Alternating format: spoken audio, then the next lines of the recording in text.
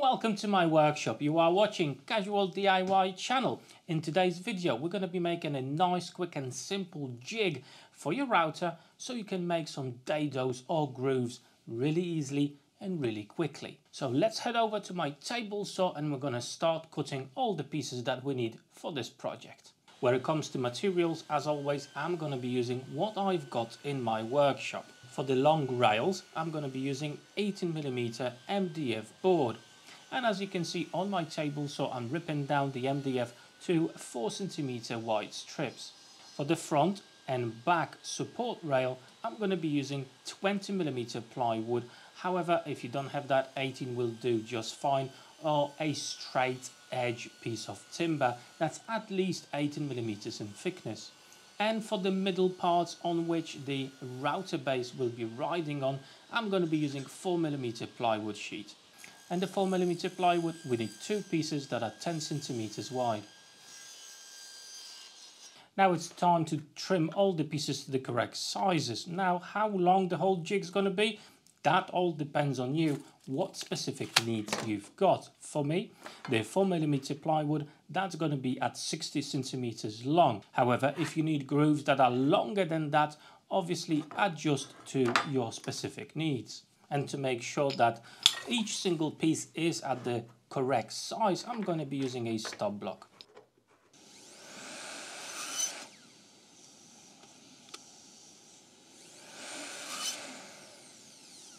The 2cm thick plywood that will be at the front and the back of our jig, I'm cutting that to 27cm long.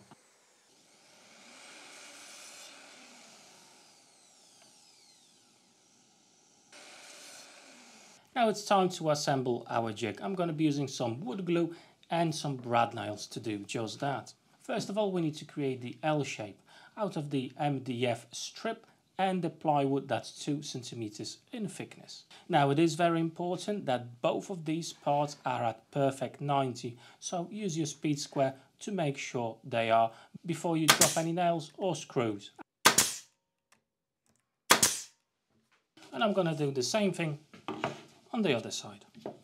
Now I can glue in the 4mm plywood sheet that's going to go just in the middle over here. Again, wood glue and some brads.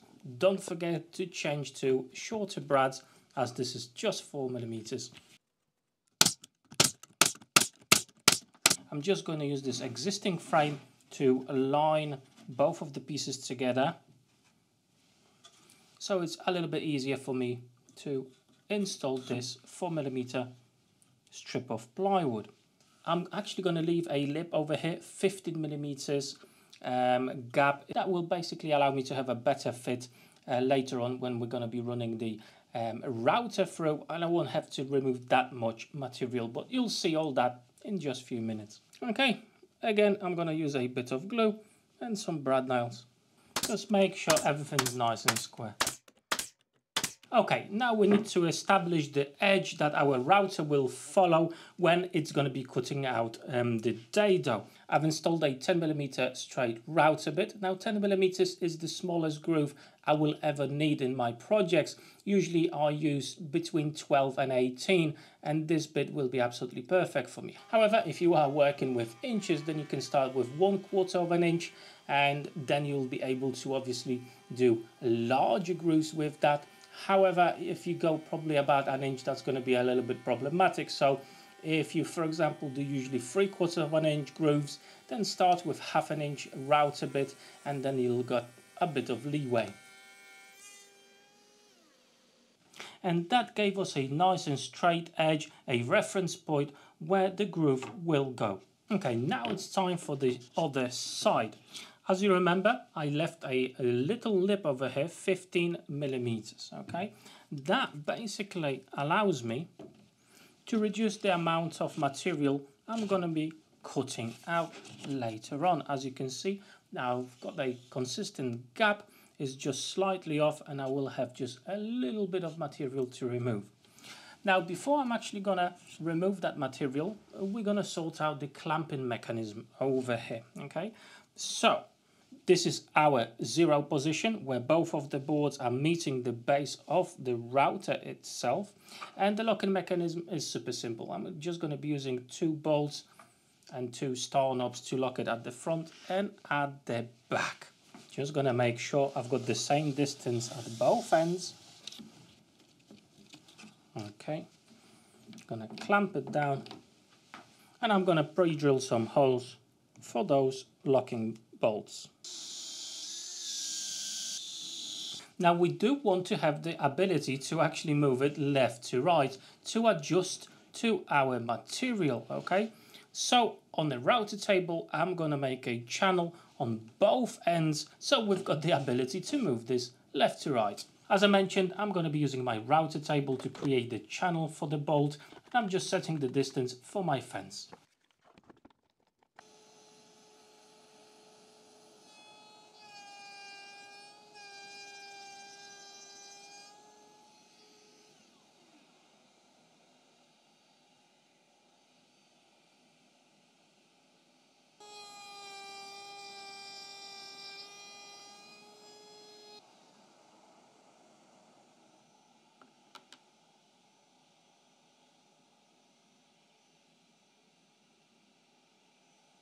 That's the bolt I've got. I'm going to be using to secure everything in place. It goes through that slot in there.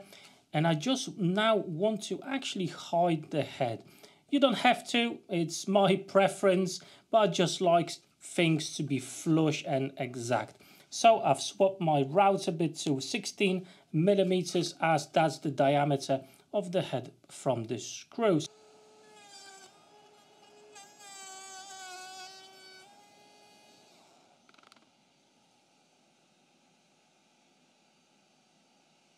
And now we can finally put the jig together.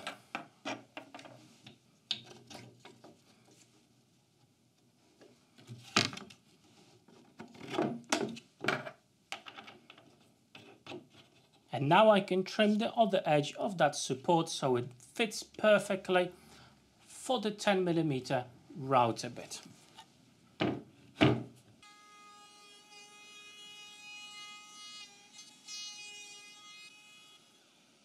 Now it's time to test the jig out. I've got 10mm plywood sheet. I want to have a groove that will fit it in that melamine board, and later on I've got another piece of that melamine board that's 18mm in thickness, and we'll try to do a groove for that as well so it fits nicely. So what you do, you actually use the piece itself to establish how wide the jig needs to be set up as. So you should have a perfect dado, a perfect groove. Now what I would actually suggest doing as well, this does not accommodate for example, wood glue, okay? So the joint itself is going to be quite tight, and if you are considering adding some wood glue, I would probably add a strip of painter's tape or a piece of paper just to give that a little bit more wobble space as you are gluing both of the pieces together, if you do want that. If not, obviously if you want a really tight fit, go as is. Okay, now what you need to do, remember we've got a 90 degrees edge just over here, so that needs to go against the piece of work we're going to be routing out. Make sure to clamp everything down so everything's nice and stable. Put a sacrificial piece at the back if the board is not wide enough.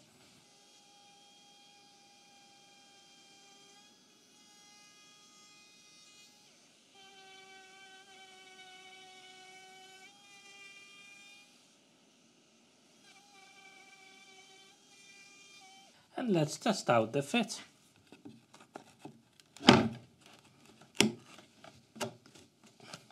As I said, if it's a little bit too tight, add a bit of painter's tape onto it and it will be absolutely perfect, especially for a glue up. Okay, let me just take this out and we're going to try the thicker material now.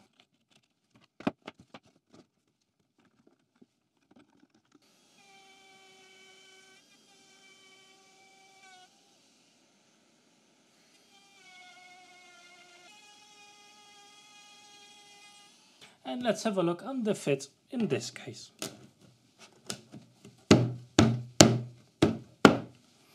Again, nice and tight, as you can see, no gaps at all. Very, very good. And there you go, guys. Nice and simple jig, easy to make. It's going to probably take you no longer than 2 hours to actually make. And then you can do your grooves and dados, anything else, super, super simple and easily with a router. And most importantly, they will be nice, accurate and tight as well. Now, as I said, you can make this as long or as short as you need for your projects.